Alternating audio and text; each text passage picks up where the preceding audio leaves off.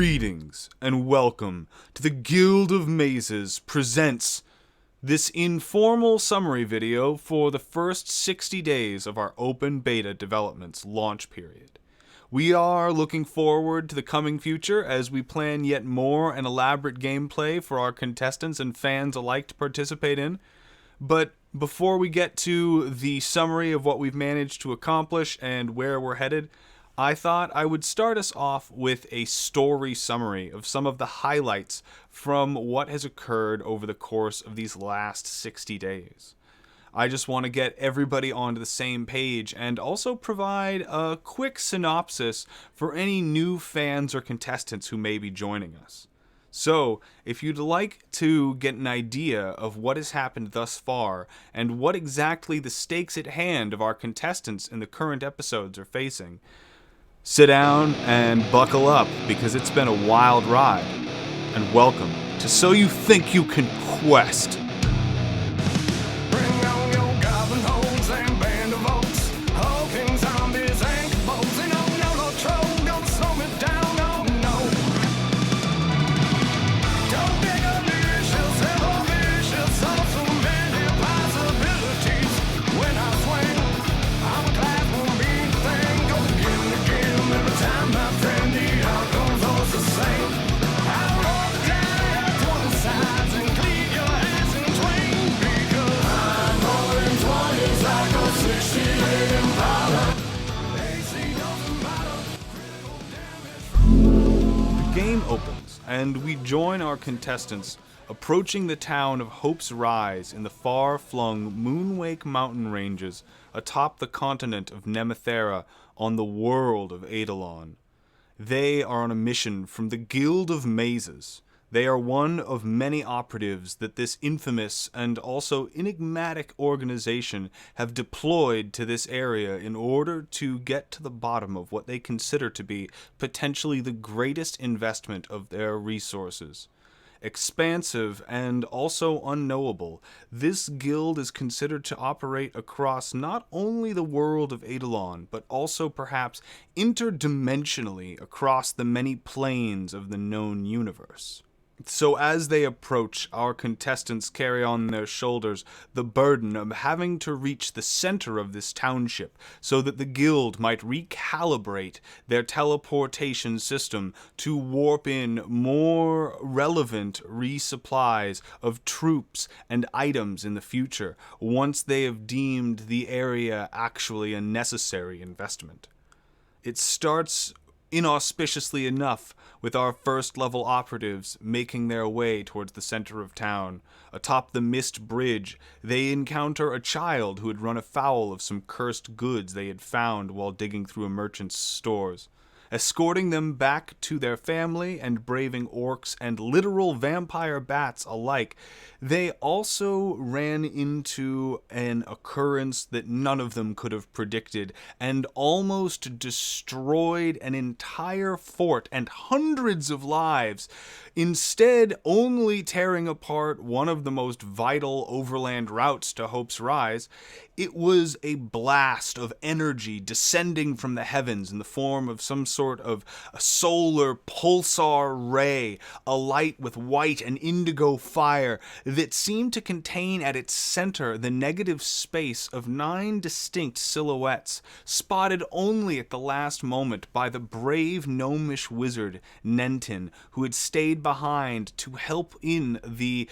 people who had been left out in the cold the night prior by the town guard on the other side of the fort's gate. Of course, trying to make sure that no one was left behind, Nentin was in prime position to see into the center of this veritable supernova of energy. Rolling a natural 20 and the first of the game, Nentin spotted at the center of these 9 individuals one that towered over the rest, whose figure seemed vaguely humanoid in shape, but was deformed by both writhing tentacle and appendage that seemed to emerge at odd angle, as well as a powerful stature that seemed to defy most mortal physique. Now, ushering on to the other side of the wall and fortunately being able to save the lives of all of these people as well as their own. The guild set off the next day only to run afoul of a rather high-level necromancer whom, after some provocation, did not hesitate to burn them to the ground with a necrotic blast of necro flame that he produced and used to incinerate much of the party, capturing some of the rest and then killing them later when they tried to escape. This not proving fruitful, our contestants, or rather the Guild of Mazes, then approached from the western flank, and our new adventuring band ran into a small burrowing mammal with which they were able to trade a shield and some other small bits of wealth for a magical ring of some kind, as well as then later on ran into a kebab merchant that seemed to be peddling some sort of mysterious and magical goods that they would only later find out may in fact be able to grant wishes, but also potentially endanger them should they fall prey to this kebab merchant's evil fey ploy.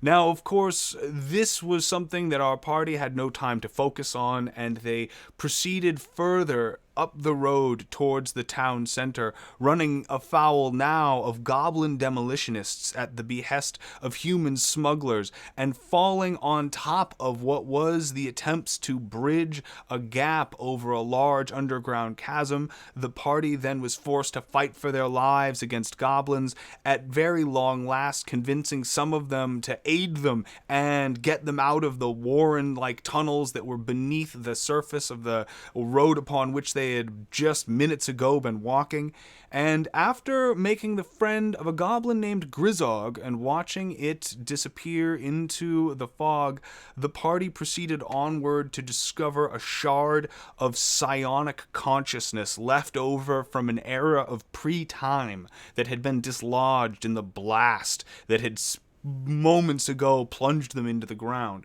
Now, this shard, after some jockeying between whom of the party it seemed would be able to possess the mental fortitude to bear embracing it, did reward them with an increased life force and an additional death saving throw.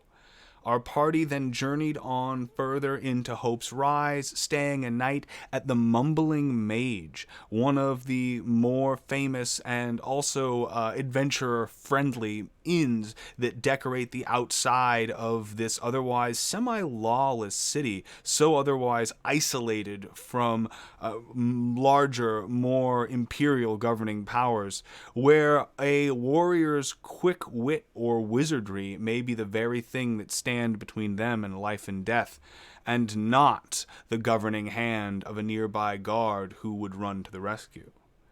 Of course, they were able to get through the night safely after a couple of saving throws and proceed on only to get nearer towards the center of town when they run afoul of a group of kobold assassins chiseling their way out of a brick wall in some confusion, having taken a wrong left turn in some ancient underground tunnel system and come up underneath the wrong house and out the wrong closed off enclosure, and now into the streets themselves. The kobolds began a melee with the party, some of which fled, some of which stayed and fought bravely, some of which died. And at this point, the shard of psionic consciousness was repossessed by a kobold, rolling an 18 on a wisdom save as it scoured over the loot on top of this now dead adventurer. Finally making it to the center of town, our contestants were just about to touch the fountain at the center when another massive pulsar ray from up above, seemingly sent by perhaps the sun or some other faraway heavenly body, cut through the mist and clouds that served as the de facto backdrop for the sky and far horizons around Hope's Rise, and in the middle of the day, the stone and water and marketplace of the center of town was obliterated into a crater. Dozens died, many were thrown into the air, and in the center of this giant column of white fire and indigo coloration that seemed to surge out from its center, there was yet again the negative space of this towering individual with appendages that are inhuman and a silhouette that seemed to writhe actively, almost instantly belying an extra-dimensional context to this thing and whatever it was composed of. Now, before the party had a chance to determine whether or not this creature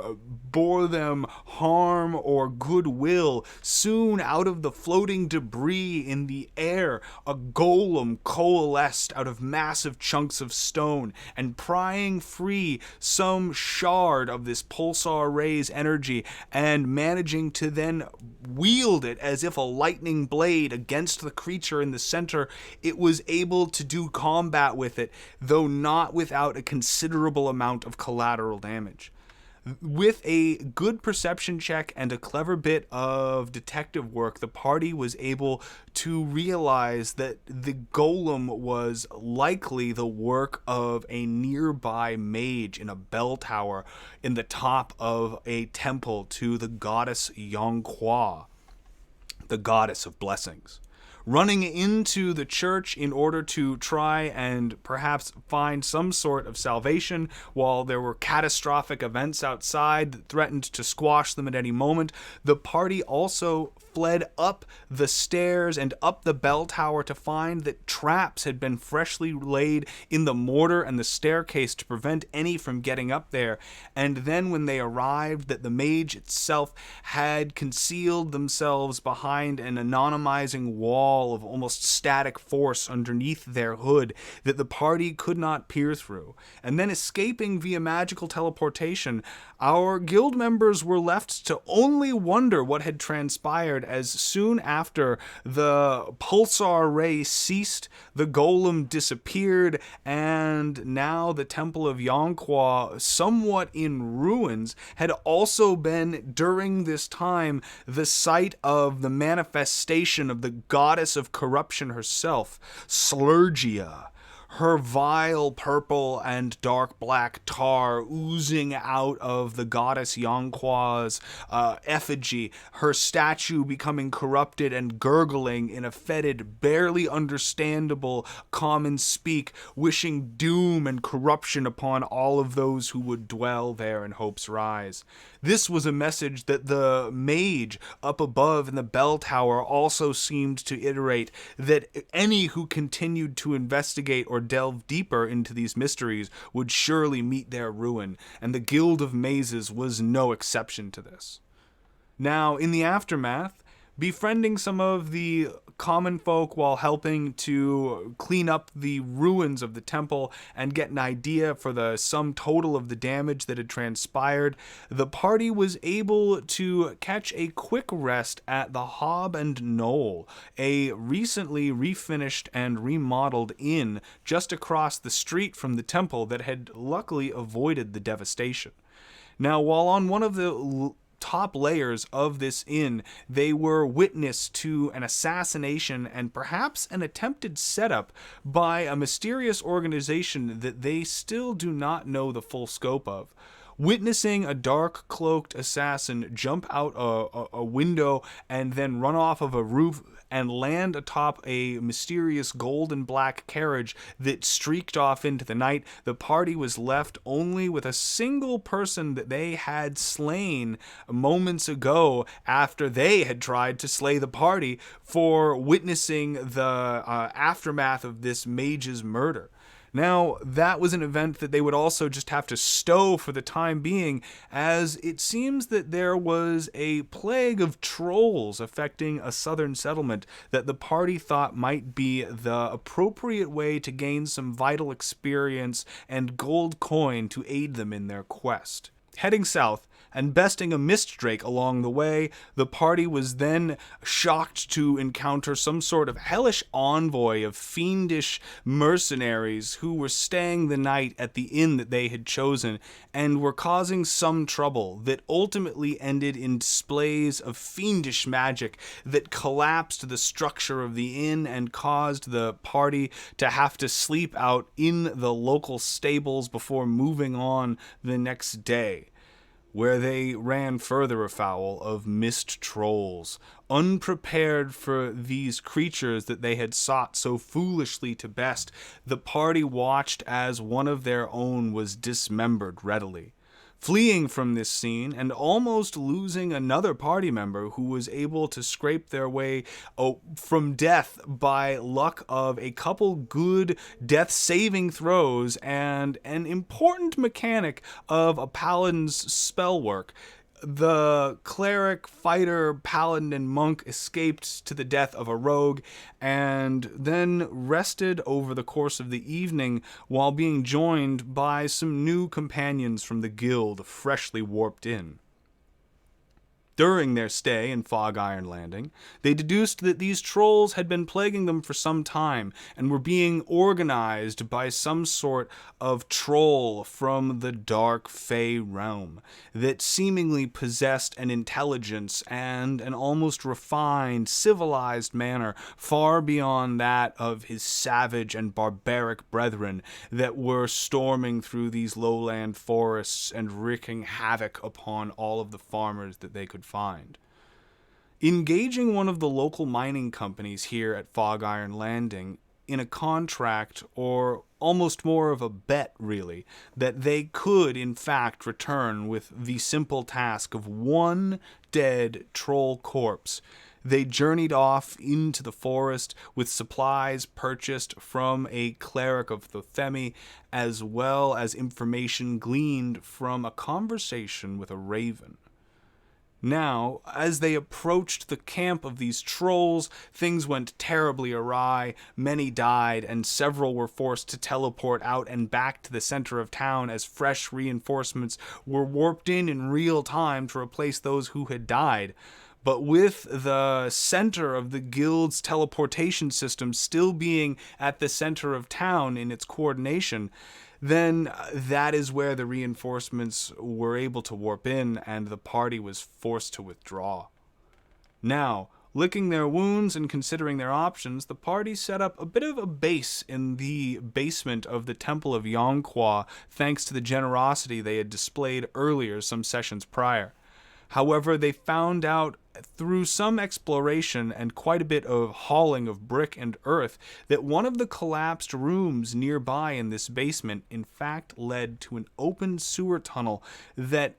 exposed a staircase that led deeper into the substructures and ancient sewers that were sandwiched under many layers, thousands and thousands of years of development and also civilization being washed away on the surface of Eidolon. Down in these sewers, they found an effigy to the goddess Slurgia, positioned somewhat below the Temple of Yonqua, and next to it, the signs of a blood sigil set in powerful glyph magic, depicting curses and terrible fates that might befall on those who tried to venture down this staircase without the proper means of passage. Not wanting to upset any of these delicate signs of evil meddling and perhaps tip their hand that they were aware of these interlopers, the party then went south further still to find some trap-filled hallway with elaborate mechanisms and powerful resupplying magic that seemed dedicated to defeating any attempts to get further down it. Not wanting to risk any of their lives, the party continued to explore, only to find yet another staircase leading down further yet still in the same direction as the one guarded by Slurgia's blood sigil. except this one was guarded by a well-populated hive of ruffians and ne'er-do-wells who had made some living out of the coordinated fishing of the dead bodies being dumped into the sewers by gangs of thieves and assassins and robbers in the world above. Many of them diseased, deformed, and unfortunately unstable due to their condition. They proposed an interesting challenge to the party when, in pursuit of the very party, having discovered them patrolling in the sewers, they ran afoul of the blood sigil, and lacking the wisdom and adventuring experience of our party members, accidentally triggered it, causing them to turn into an abomination of flesh and blood that slaughtered and added on to its own biomass as it worked its way through the sewers. The party was able to track it and then slay it, but unfortunately it claimed the life of the druid Garen in the process.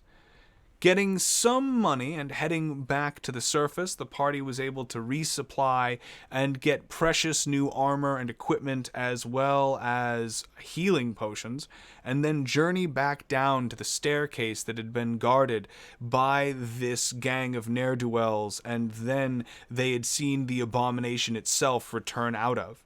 Not the one guarded by the blood sigil still, but the one that was now available and no longer being guarded by anyone. Or so they thought. Upon their return, after their day of delay, it seemed another sigil had been wrought on the other staircase, but this one not by the cultists of Slurgia, but by some sort of powerful mage in a telltale blue ink that summoned an earth elemental to defeat the party.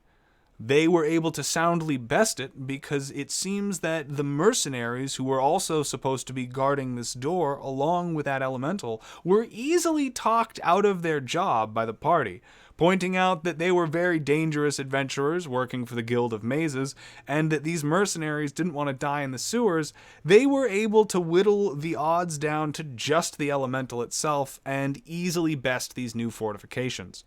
Wondering what benefactors would have the money or the time or the interest in this staircase, the party descended further only to find that it had been destroyed, and progress would likely involve a cavern system adjoining these stairs that they would have to make some sort of progress into. Returning to the surface to report to the town guard, as well as hopefully get to the bottom of what was going on down here beneath this temple of Yonqua, the goddess of blessings, the party ran afoul of what they now understand to be a competing organization who has received a contract to do the very opposite of what the Guild of Mazes has been contracted for. You see, the Society of Weights and Measures are Eidolon's foremost manufacturers, fitters, engineers, and fortifiers of restricted areas, otherwise secluded castles, interior walls, vaults, or labyrinths of any kind. The Society of Weights and Measures is known for their ability to produce otherwise impenetrable security systems that the Guild of Mazes is famous for having to challenge if they are able to then take home the precious treasure that powers and funds all of their inscrutable operations.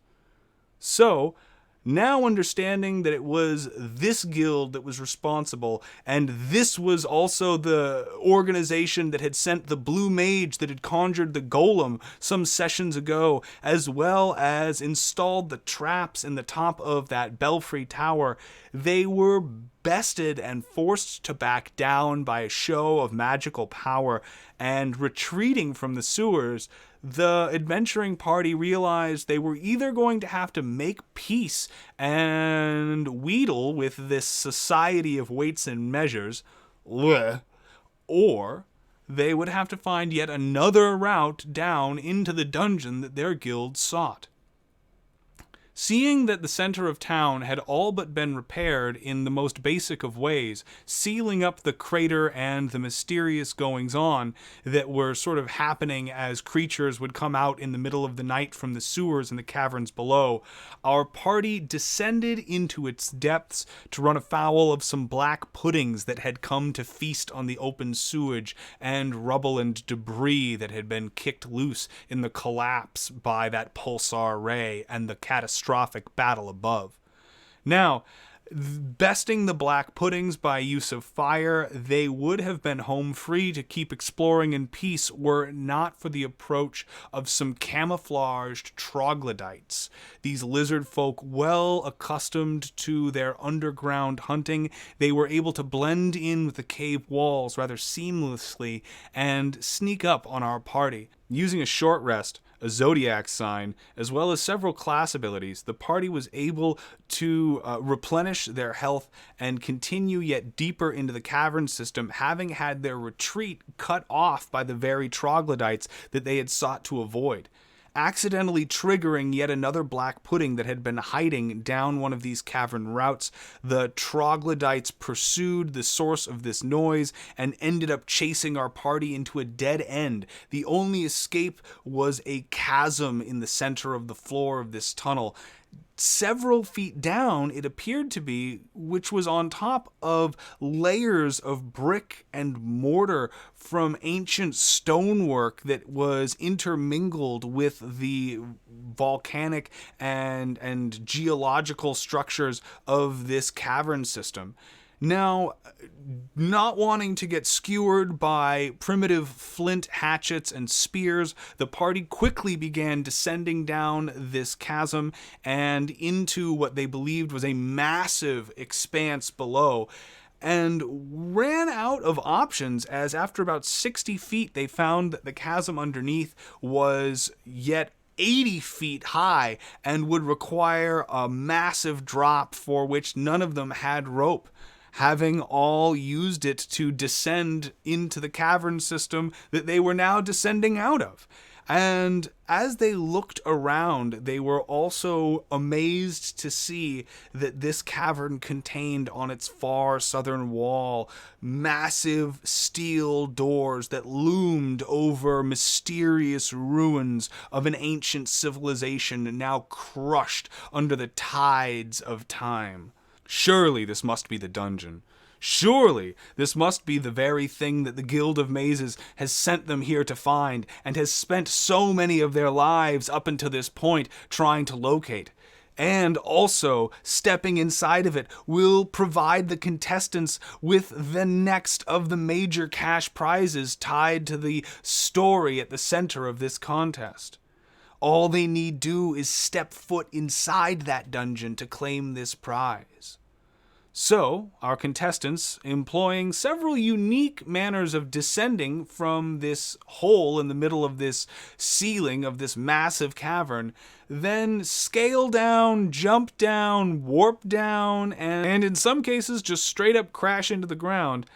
Our contestants took shelter in a nearby ruin as they passed the night, awaited the resupply of yet another rotating companion sent by the guild to keep their teleportation system primed and ready. After this long rest, the party journeyed south and encountered an ooze, which seemed of nominal difficulty. And short resting to recover some of their abilities and health, the party ran into, not but 10-20 feet later from where they had fought that very ooze, a source of far more deadly challenge, as the chasms that faced them in the expanse before the staircase to the door that they sought was inhabited by some sort of massive tentacle beast that was able to claim the life of the rogue,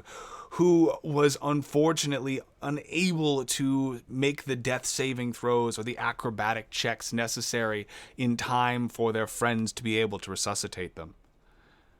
Being patient and waiting for yet another of their guildmates to reinforce them, the party journeyed south now around this chasm, knowing they would likely not be able to best a beast of this size, and seeing that it was trapped underneath these hundreds of feet of rock, wherever it was and whatever it was.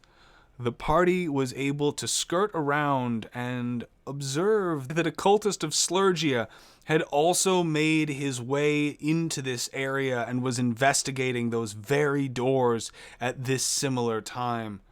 The party waited and watched as this cultist and some of his abyssal followers were capable of summoning forth an avatar of Slurgia's power to try and open these massive steel doors and grant entrance into whatever was beyond, only to be repelled at the last moment by the emergence of yet another massive vortex of energy. In the coloration of indigo and white radiant fire, the creature that they had seen before at the center of this vortex in negative space was there yet again. For the first time, it called out in a cackling static that Slurgia and her sisters would be no match for it, and that the wards that bound it now were fading, and its disciples worked to release it from its prison. Slurgia saying that it would be no match and that she would corrupt it nonetheless as she corrupts all, engaged it in an amount of struggle that can only be described as godly in proportion, while her followers prepared to aid her. Decrying her and her disciples as weak, the creature summoned 2 of its own, claiming that of its 9 that had gathered here, they would be able to easily destroy Slurgia and her followers. Summoning a Naga hybrid warrior that seemed related to the Merilith by the name of Nelafim, and a succubus that seemed almost radiant or noble of birth by the name of Xerxia. The creature then disappeared and left them to do battle with Slurgia's lieutenant and her summoned abomination of flesh and blood. The party, wanting to see who would emerge the victor and in likely a weakened state, got far too close, only to find the priest and the succubus disappear into a cloud of magical energy, likely the side effect of either an explosion or some kind of teleportation. The party is not sure which. Meanwhile, the Naga that they thought might struggle with the colossal abomination that Slurgia had summoned to deal with it was able to tear it apart readily, expending little effort, severing its arms and legs and appendages with massive greatswords that she wielded with demonic precision.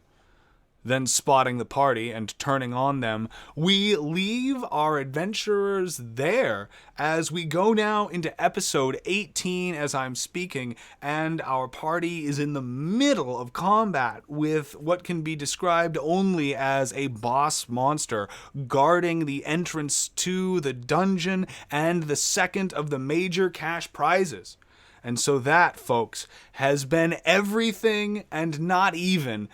that has happened in the last 60 days of So You Think You Can Quest. And so, folks, that is not even everything that has occurred in the last 60 days of So You Think You Can Quest. Only some of the highlights. If you're interested in this and following the game live, I suggest you show up on Sundays or Tuesdays when we broadcast at 6 p.m. Pacific Standard Time. Or you can continue to watch it through these YouTube videos and follow as the story develops in an emergent, somewhat randomized fashion that is woven together by our contestants and hosts alike.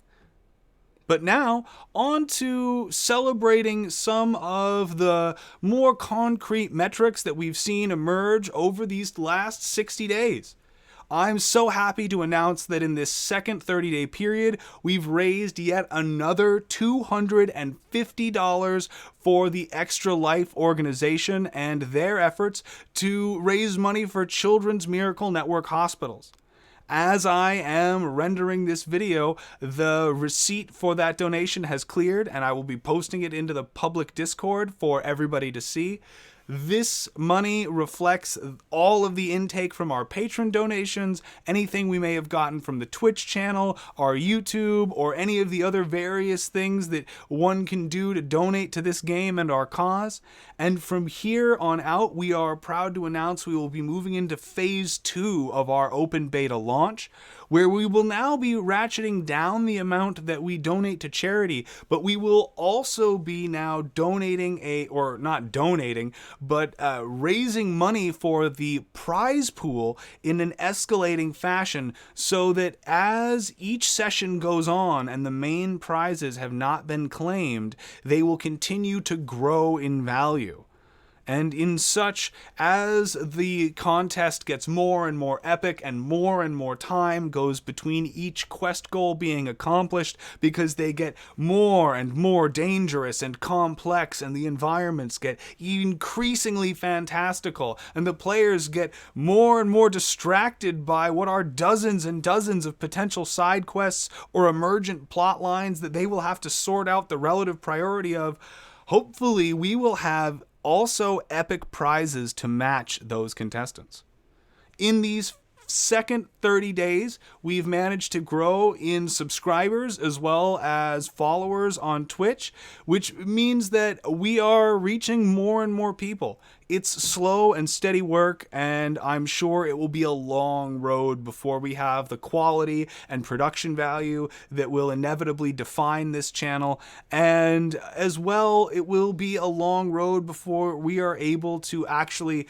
fully realize all of the concepts that we would like to here, as this is the beta development. We are still working on rule sets as well as community policy, and listening to the feedback from everyone that is participating in the game and hanging out on the public Discord. Right now, I'm coming up with a bunch of new stuff to add to the game. There will be holy symbols for all of the goddesses. The wiki update is about half done. I'm going to be making more of the glyphs available to the public so that understanding them becomes a little bit easier for people, as the party has now managed to get to 4th level in just the first 60 days. And likely at this point, the adventurers coming into the game would be more aware of the mystic glyphs that govern the powers of Eidolon.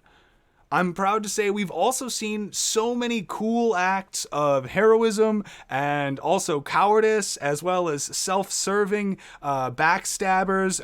to the noblest of self-sacrificers. We've had contestants who have been dedicated to roleplay, as well as contestants who barely had an idea of what was going on at the time, and all of them were welcome at the table. We've had patrons and non-patrons alike throughout the entirety of the show's run, and I'm proud to say that so long as we can keep this up and continue this growth, eventually Quest is going to grow into the contest that we all want it to be. As I am weighing right now a few options for how we can move into this, what I'm calling the next phase of the beta launch, I'm starting to get a more concrete vision of what everybody's looking for, and I'm excited to say that there will soon, probably in the next month or so, be a story game that will be a side-running companion to So You Think You Can Quest, and inform some of the lore and decisions that the Guild of Mazes has made in their attempts to discover whatever it is that lurks underneath Hope's Rise.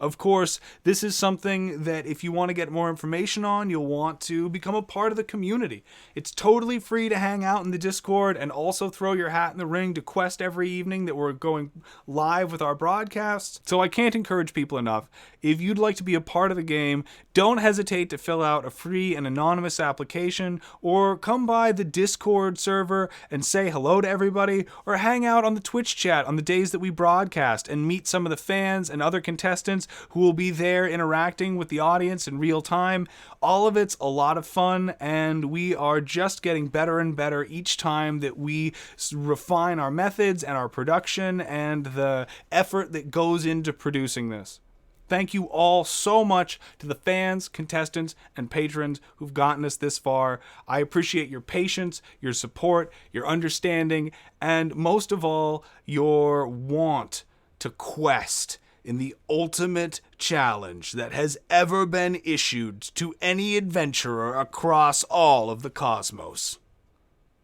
Thank you.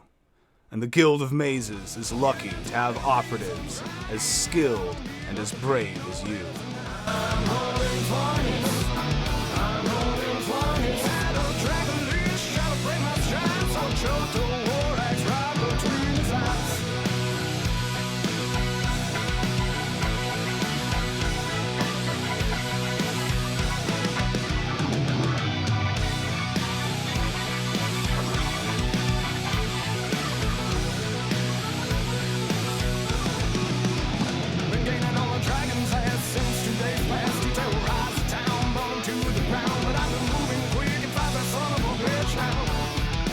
Every day I'm hustling, just one possession, chance brings every trap that's it. Oh God.